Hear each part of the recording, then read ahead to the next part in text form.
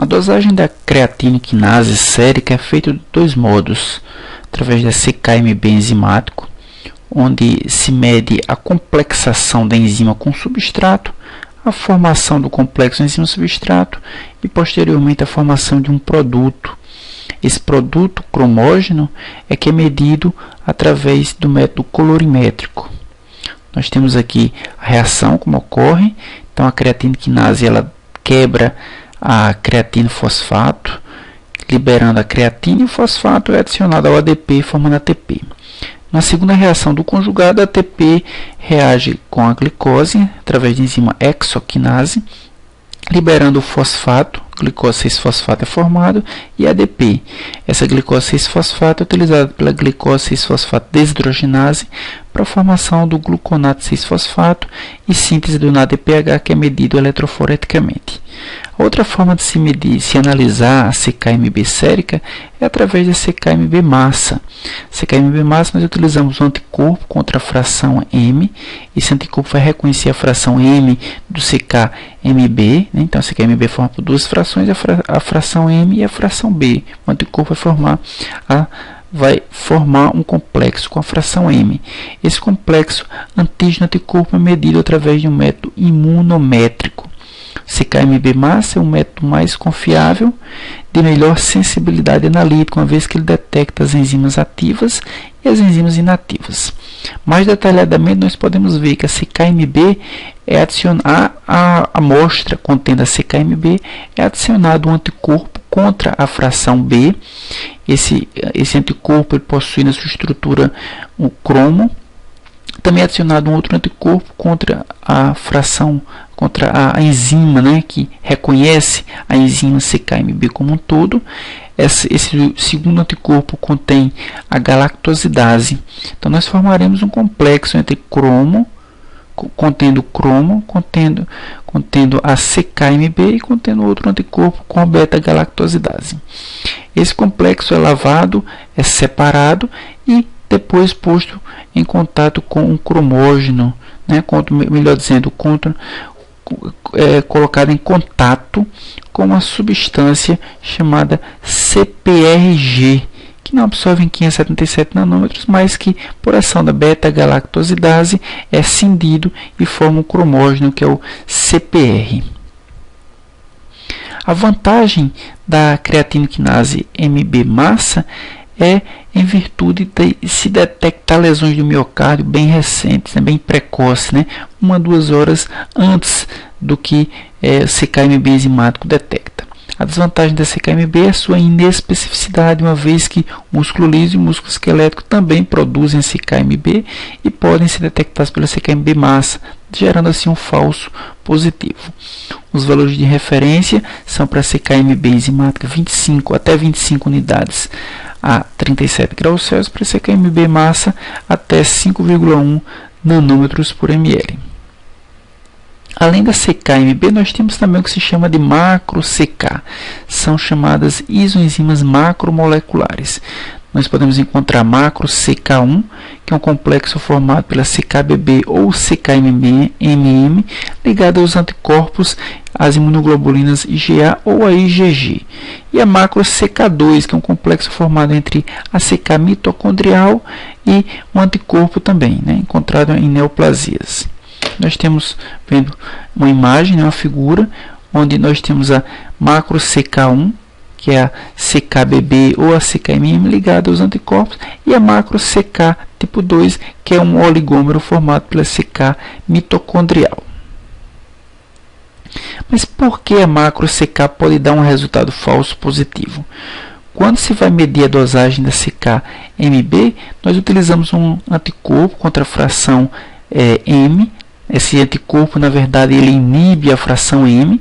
Então, ele vai inibir totalmente a isoenzima MM e vai inibir metade da atividade da CKMB, uma vez que a CKMB é formada por uma fração M e uma fração B. Essa dosagem é feita a 37 graus Celsius, uma vez que temperaturas superiores irá desnaturar a CKMB. Entretanto, o anticorpo ele não consegue inibir a CKBB, a macro CKBB, que é a macro CK1. Então, essa macro CK1, como não vai ser inibida pelo anticorpo, ela vai gerar um resultado positivo, um resultado elevado, muito embora esse resultado não seja em virtude da CKMB, e sim da macro CKBB. Essa reação da macro CKBB ela não é inibida nem mesmo a temperatura tão alta quanto 45 graus Celsius. Então, uma das formas de se saber se a atividade da CKMB ou da CK ou da macro CK é se fazer uma elevação da temperatura e duas dosagens. Vamos acompanhar aqui o raciocínio. O anticorpo anti-M vai bloquear totalmente a atividade da CKMM, mas ele vai bloquear apenas metade da atividade da CKMB. Então, ele se liga à fração M, bloqueia a atividade inibe a atividade da fração M, mas a atividade da fração B fica totalmente livre. Então, o resultado que nós encontraremos é metade dessa atividade enzimática. Com relação ao macro CK, ele não inibe, uma vez que é formado por duas frações BB. Então, o anticorpo anti-M não consegue se ligar, não reconhece. Então, nós teremos uma atividade somada da CKMB, ou melhor, da CKB e da macro CKBB. Então, vamos imaginar que nós tivemos uma medição dessa atividade e encontramos que é 70 unidades internacionais, a atividade da CKMB. Essa medição ela é relativa, pois quando nós aquecemos essa mistura a 45 graus Celsius por 20 minutos, nós conseguimos desnaturar a CKMB. Então, permanece somente a macro BB. Nós medimos novamente a atividade enzimática e encontramos que a CKBB, após esse aquecimento, é 40 unidades internacionais, o que é equivalente à atividade somente da macro BB. Portanto, a CKMB real vai ser a diferença entre o que foi medido antes da sua desnaturação, ou seja, 70, menos os 40 que foi a medição após. Então, o valor real da atividade da CKMB é 30 unidades internacionais. Outro marcador importante do infarto agudo do miocárdio é a mioglobina. Mioglobina é uma proteína, não é uma enzima, então é um teste não enzimático. A mioglobina é uma M-proteína que, assim como a hemoglobina, carrega o oxigênio na fibra muscular. Ela representa 2% da proteína total do músculo. Ela apresenta concentrações mais elevadas no plasma em lesões celulares durante o infarto agudo do miocárdio, e ela é um excelente marcador para lesões precoces. A mioglobina apresenta um peso molecular de 17,7 kDa, uma rápida cinética e é um dos primeiros marcadores séricos, apresentando uma elevação em torno de 2 horas após o infarto do miocárdio. Entretanto, ela também é eliminada muito rapidamente pelos rins, uma vez que seu tamanho molecular permite que ela seja filtrada. Os valores normais são atingidos em 24 a 36 horas, o que permite, então, detectar um reinfarto. Uma vez que ela é eliminada rapidamente, o seu aumento posterior indica um reinfarto. A mioglobina também pode estar elevada em outras situações, como a lesão muscular esquelética, atrofia muscular progressiva, insuficiência renal grave, uma vez que ela é eliminada pelos rins, e assim como o uso de cocaína. Os valores de referência são até 70 nanogramas por ml.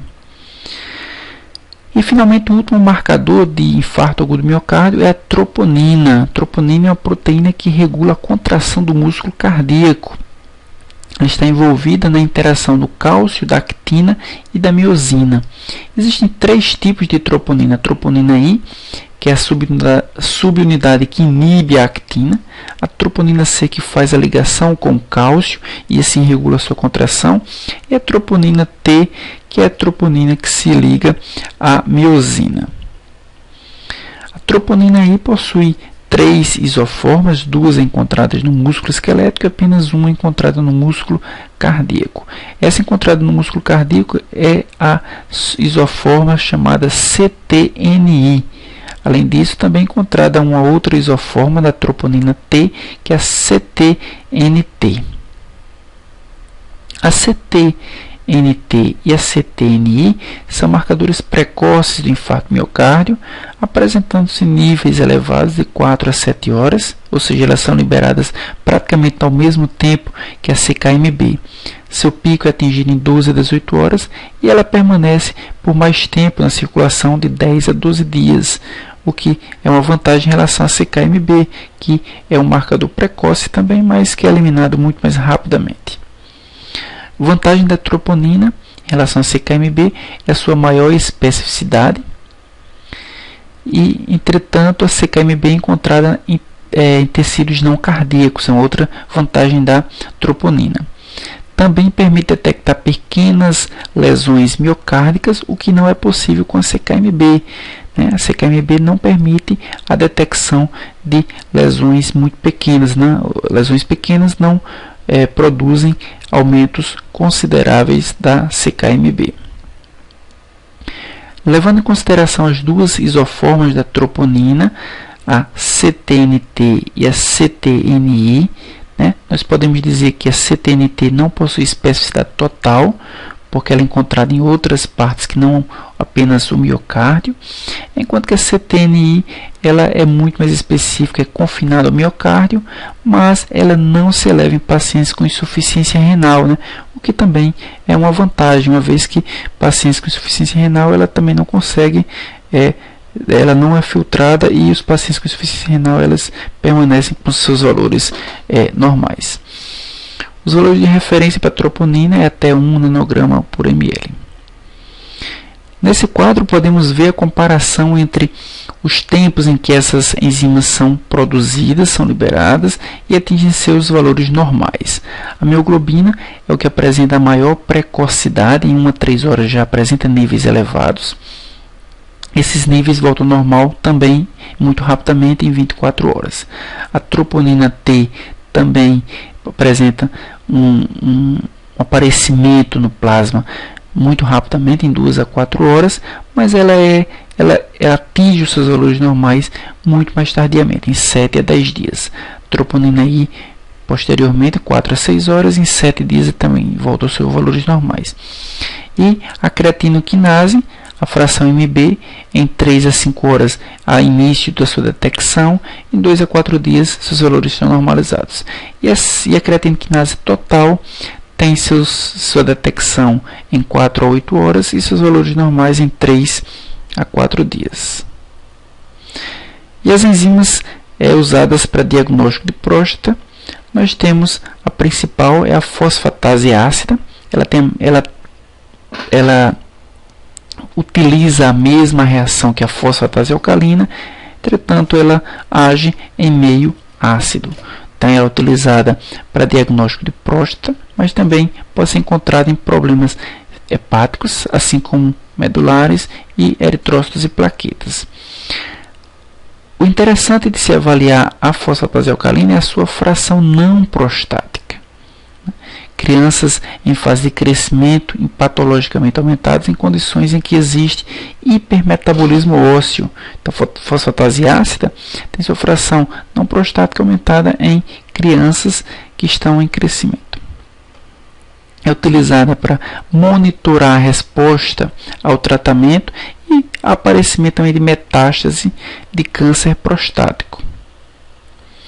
Fazendo um resumo da aula de hoje, nós podemos dizer que para avaliação e acompanhamento do infarto agudo do miocárdio, nós temos que a creatinoquinase, assim como sua fração MB, a TGO e a lactato deshidrogenase, principalmente as frações LDH1 e LDH2.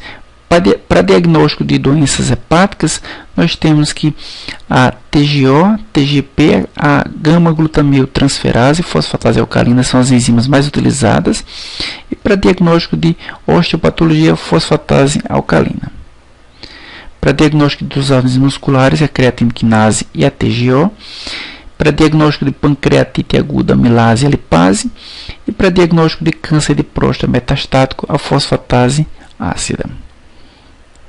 Então, nós podemos ver nessas aulas sobre enzimologia clínica que o organismo produz, as enzimas produzidas, principalmente aquelas enzimas que são tecido específicas, elas fazem uma radiografia do que o organismo tem, dos problemas encontrados. Então, as enzimas produzidas intracelularmente ou secretadas que não para o plasma, elas podem refletir os problemas e o órgão, ou o tipo de lesão, ou a profundidade da lesão, né? São bastante utilizados como marcadores de doença.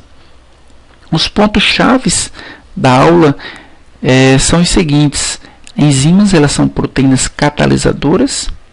Essas enzimas elas podem ser expressas em diversos órgãos.